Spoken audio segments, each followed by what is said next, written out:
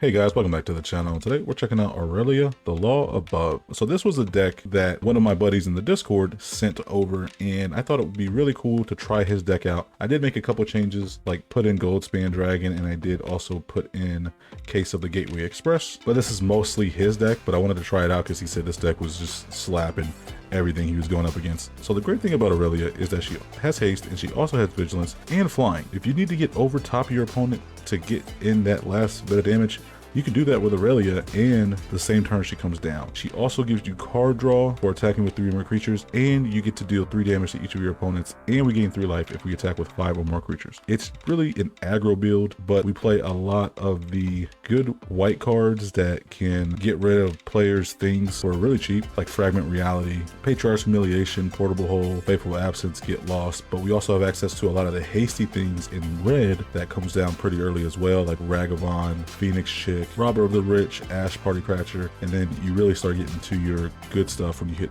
the 3 mana and 4 mana stuff. That's really the gist of your deck. Is you want to play the low curve and you want to just use your mana as efficiently as possible, and hopefully you can end them before they can have a stable board state. Let me know what you guys think down in the comments below. Let me know your thoughts on this deck. Let me know if you guys like Aurelia as a commander, or would you rather still play something like Anna Pakal, who's also in this deck, which is also aggro deck. I'm definitely curious to hear what your thoughts are. Consider liking the video, hit the subscribe button, and consider following me on TikTok, Instagram, or Twitter. Without further ado, let's get right into it and let's see how the deck does, shall we? Thank you, Vinny, once again. We go first, we're against Voja, Jaws of the Conclave.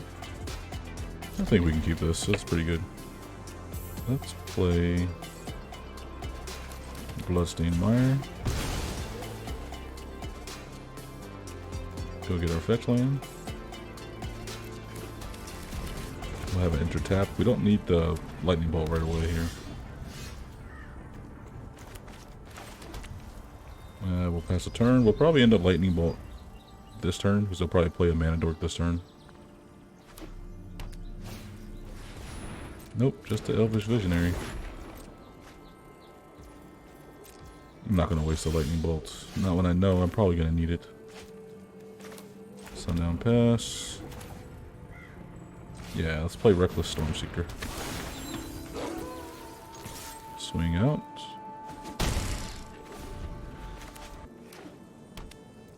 What do you got? Leaf Crown Visionary. We're playing just a bunch of ill stuff. Nothing to be scared about. We'll play Ambergris. They both have haste. We won't discard our hand.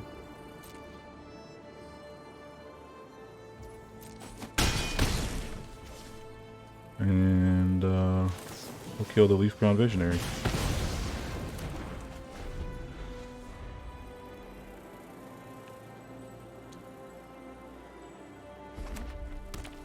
Let's see if that decision comes back to bite me in the butt.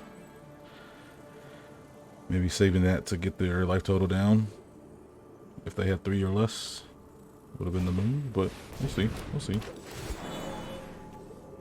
It just seems like they're taking forever to get to Volja, so we might have a chance.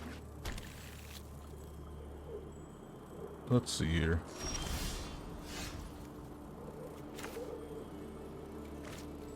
Alright, we're gonna just go filter our deck here.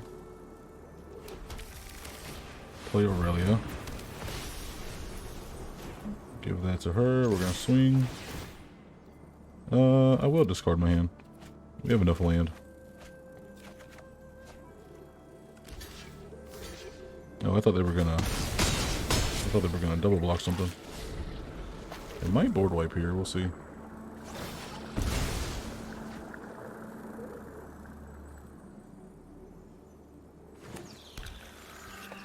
Jetmir's Garden. Wrath of God, okay.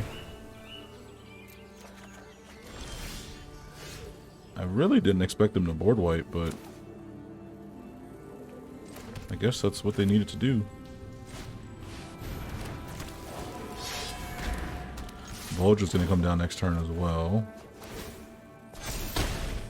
Ooh, White Tree would have been good. It's 7 life.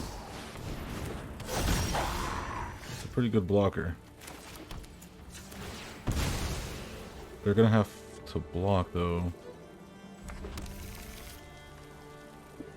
Let's see if we do Den of the Bugbear and Land Storm. I think we might win. Maybe. We do Land Storm. I think that might help us potentially. Sack this. Yeah, that's game right there. Exacxies. Instead of playing Aurelia, I figured that we do that instead. That was perfect. Good game. We go first. We're up against Mythweaver Pock. Oh boy. Mythweaver Pock, huh? Yeah, let's go. Let's go for it. This is a pretty decent hand. We play our fetch land turn 1. Get our shock land. Shock ourselves. Play Paladin class. Fetch land, please. And then we're going to play Den of the Bugbear. And then we play Inspiring Advantage. That way all of our lands come in untapped. Blighted Halfling. Seems like they're ramping. We just got to keep removing Mythweaver Pock. That is really the key to that deck, man. Let's get Aurelia. Okay, so the Gateway Express. We're not going to be able to play that this turn. So they have to play a land, then play Pock, and then wait till their next turn. If we can draw a removal spell, that'd be great, but I'm not gonna really, not gonna trip if I don't, which we don't, so it is unfortunate, but not the worst. We just gotta go wide. The best way to get rid of Mythweaver Pock is just going wide, since they can still fight our stuff. And of course we'll play Ragavon, why not?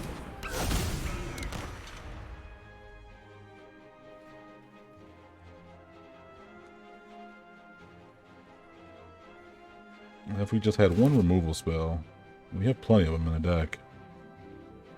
Just getting rid of Mythweaver Pock is going to be so important.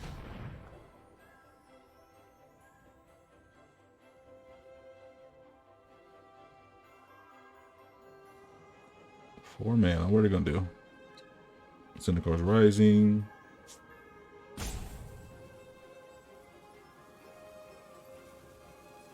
Maybe Escape Shift.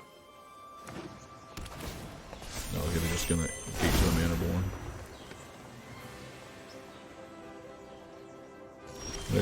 They might have an instant speed. They might have an instant speed.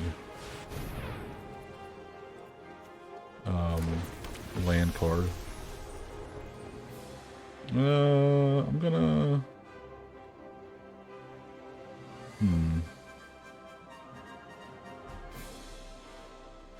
What do I want to do here? I think I'm just gonna swing out. I think I just swing out. He blocks what he wants, but it's whatever. We still go wide. They don't have board wipes in mono green, so we're at the advantage. Unless he plays like Scoot Swarm, then we're in trouble.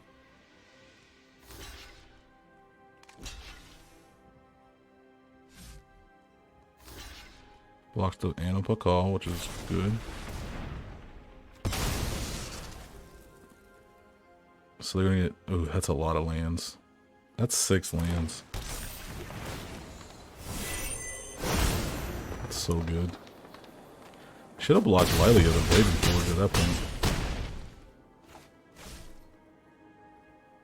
If they get Scape Shift with a land here, I think they win. Oh no, we do have a blocker though, but they might have a fight spell. And I didn't leave mana open for Teferi's Protection. Let this hide out.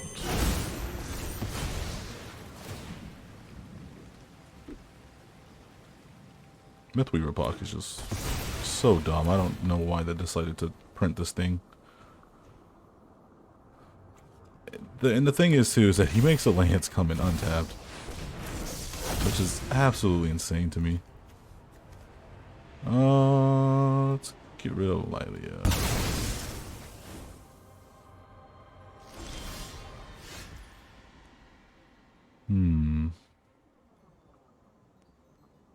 Can I win with this? I don't think so. Inspiring Luminart gets a 1/1 counter. I do this. I do the Paladin class. That also gets me +1/+1, but that only gets me to 6. I could den of the Bugbear. There's no flyers in any grave, so bringing a flyer back wouldn't really do much for them. Oh well, they can't bring one back anyway, so I think my best bet is to maybe just try to fly above their head, hold out mana for Teferi's protection, and call it a day from there. I think that's the best course of action. Right, and we just win. But if they have an instant speed fight spell or anything like that, we just lose. Aurelia. So we got a blocker here with Mythweaver, with Luminarch Aspirant.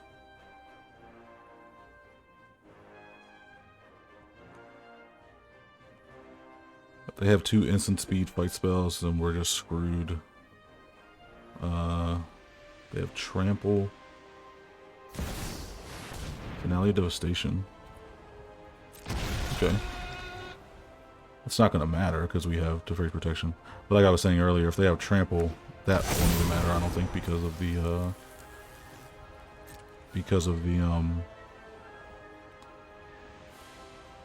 Teferi's protection, sorry. Just trying to organize my thoughts.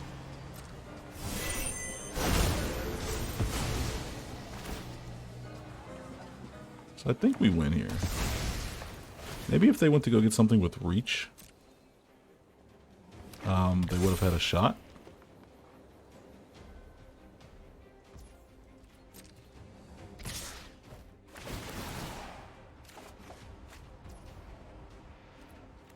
Let's just TP now.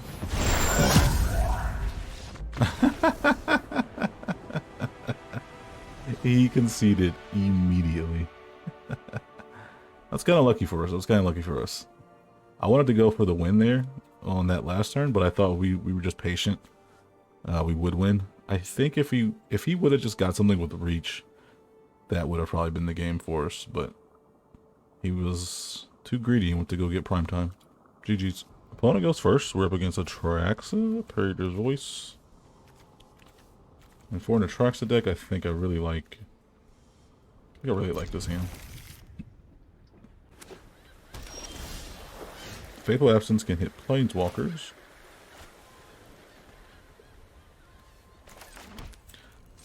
I know it's not usually ideal to shock yourself off of a fetch land, but I want to be as efficient as possible with my mana. So that's what I'm going to do. So if they're playing Planeswalkers, we can hit one at least with the Faithful Absence. Atraxa's not going to come out for a long time here. We'll play Arcane Signets. You can choose to counter that if you want. That's why I didn't play Flowering of the White Tree there. Figured we could do that next turn.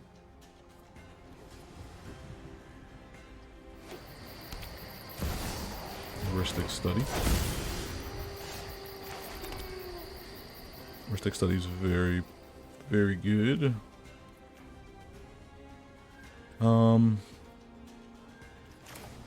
Yeah, let's play Aurelia. We'll pay the one. We'll swing. Let's start the onslaught. Kind of needed that land though.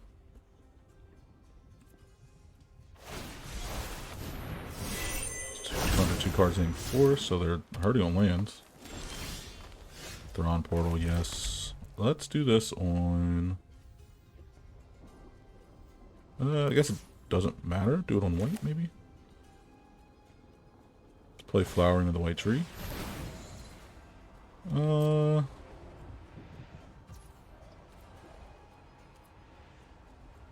I will pay the 1, actually. I'll pay the 1 and then leave open mana for Fateful Absence.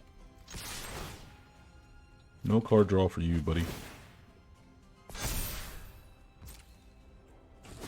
Intrepid Adversary is nice, but I like to keep open a removal spell if possible.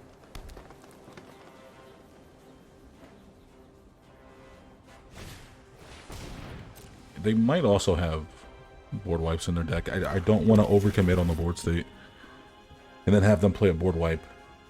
I'm okay with them killing Lilia, if anything, but I don't want to play a bunch of creatures and then our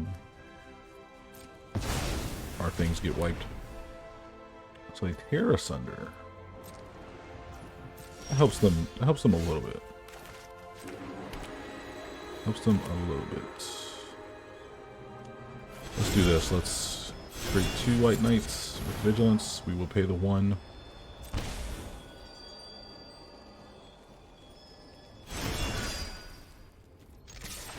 And they can wipe that. I'm not scared about them wiping this off the board. But they either play Atraxa and maybe play a removal spell or play nothing. They decide to play nothing. 6 mana. What could they have that would make me scared at 6 mana? Not entirely sure. But we will pay the 1.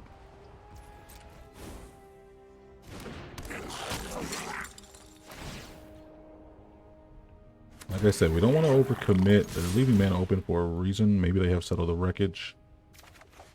They do have Settle the Wreckage. We do get the ramp quite a bit. Wandering Emperor. That's what they have. So we get our commander exiled.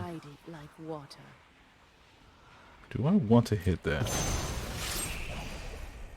This is what you get for hurting my people. I don't think I do. Put one counter. You can create. Yeah, I don't think I do. We'll end the turn. Most likely, what they're going to do is play Atraxa, hoping to get that lifelink. But what we're going to do is not let them do that. So we get the Atraxa.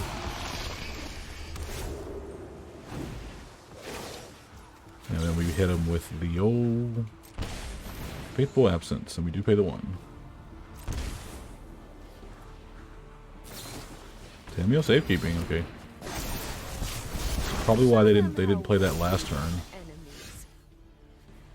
Actually, that's definitely why they didn't play that last turn. So they'll gain 6 life here. Nothing can break through. That lifelink on Atraxa makes it very difficult to decide what to do here. I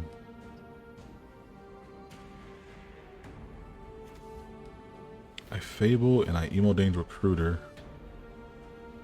Make a 2/2. This is also a 2/2, but then these become 3/3s.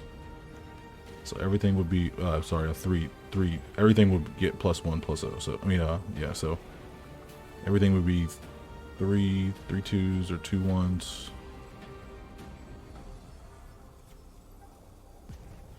Play Aurelia, he'd have to block that.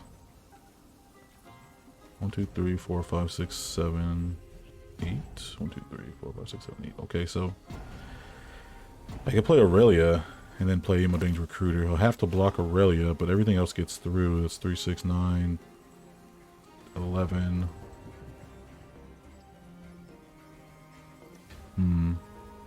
Still not enough to get through, but I think that might be enough to do what I need to do. That might be enough to... but he still gains that 6 life the next turn. He too.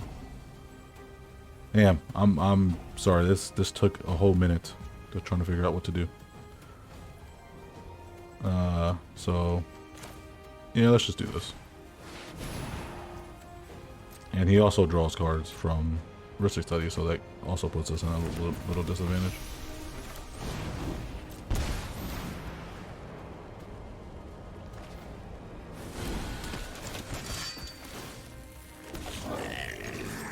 Swing everything at them. Oh, Legion Warboss gives us Mentor. I totally forgot about that. And I forgot about our commander's ability. So we still get through. Wow. Luckily we had 8 mana there. I totally forgot about Aurelia's second ability where you attack with 5 or more. I'm just thinking about the draw card for some reason. Luckily that worked out in our favor though. And we also had the Mentor from the Legion Warboss too. So I definitely made the right play there. So, GG's. We go first up against Jarzel, Dark Age Scion. I have not seen this in quite some time. Getting a combat on your turn, you may cast a spell with mana value to Jarzel's Dark Age Scion's intensity from your graveyard without paying its mana cost. If you do, intensifies by 1. I really don't care what that says. This isn't bad, but are they going to be playing creatures like that?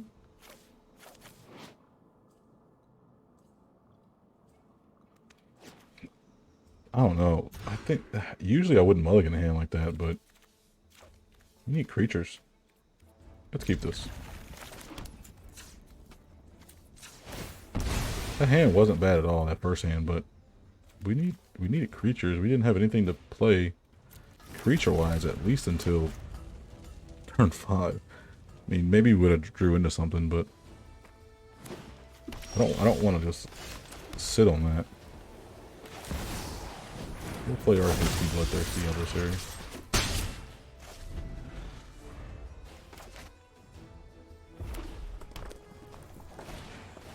Goblin and Narcolepsy.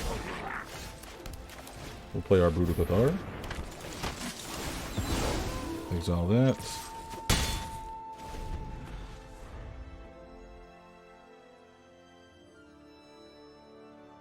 That kind of acts as a mana dork for all your spells. And that's red or green. So, kinda just wanted to get rid of it. Let's play Paladin class, then we'll play Legion Warboss. Oh yeah, this is great. This is turning out awesome. Ward pay 3 life from that backside. Herb Blast. Looks like we're gonna have to exile that.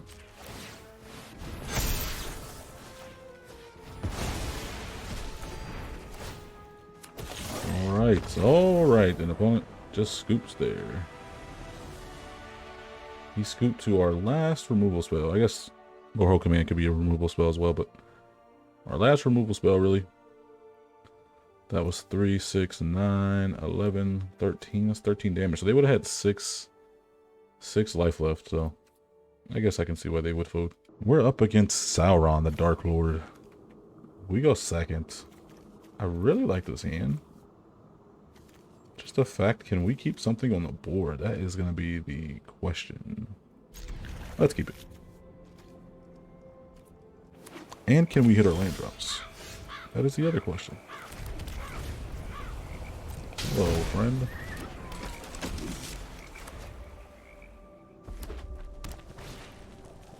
Fall of the Ring. Draw a card. Okay, no land. Another no land. Drew 2 cards there, which didn't hit our land drops. That's unfortunate. He even gave us a card. There we go. There's a land there. They have 3 mana up. I'm going to shock this in. No, I'm not.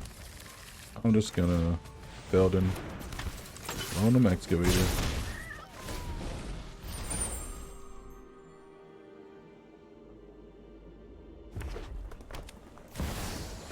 Prosper. We can Soul Partition Prosper. We can even get Lost Prosper. Wish I had more mana. That'd be great. Yeah, let's get rid of Prosper. At least for a couple turns. If I was hitting my lands, I'd be sitting in a wonderful position.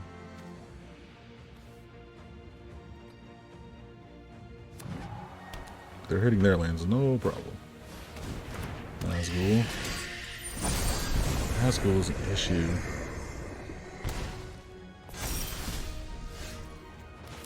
Nazgul is quite a bit of a problem. To battlefield, choose target creature you don't control. Each creature you control deals 1 damage to that creature.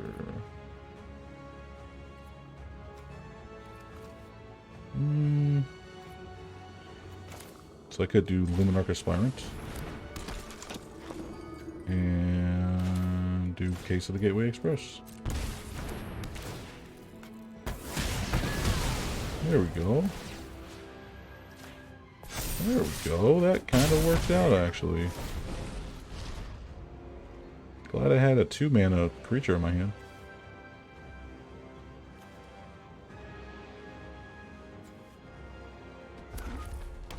Let me get it to solve by swinging. Angel here. Sacrifice a legendary artifact or legendary creature. I could sacrifice Felden, so I'm not too worried about that. We also have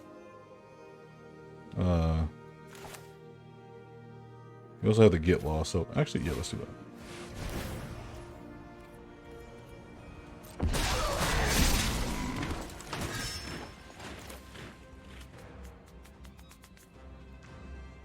Yeah, let's Get Lost. That would make the Orca. Oh, god dang it! I should have did this first. Yeah, I guess I'll just get it over with.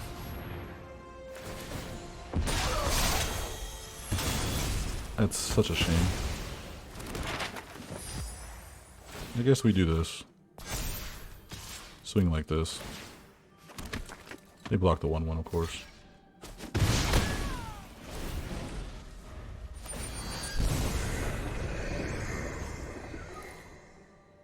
They can replay Prosper.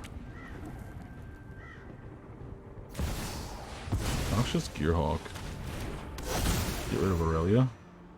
The Esper Sentinel. Okay. I guess that's fine.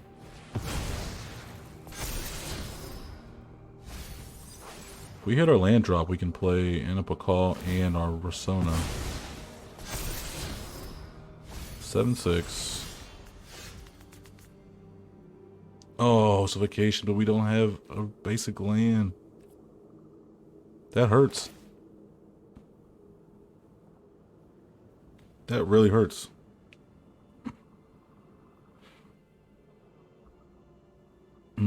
So what do we do? Do we Anapakal? Swing in? Obviously, they'll black the Adeline.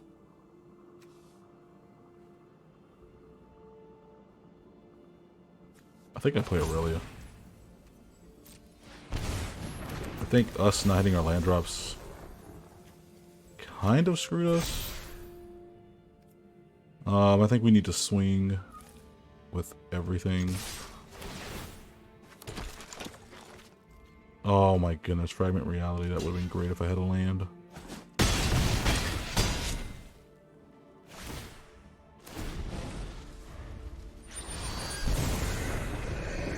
Okay, so just really depends on what they play here. Target creature gets -3 so legendary control loses 3 life. Really don't want them to gain any life here. And rip. That's a flyer with Ward 4. By Anapakal, I make a gnome that swings in. We get 1 gnome. I get a counter from Luminarch Aspirants, so I can put that on maybe Aurelia. I could also Fragment Reality. They have essentially 3 mana. They can sacrifice something. I think what I do here is I Fragment Reality, or I try to Fragment Reality Imrith.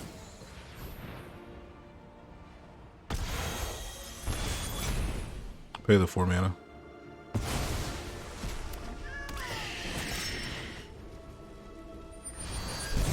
Draw a card. Alright, looks like that's game. Maybe.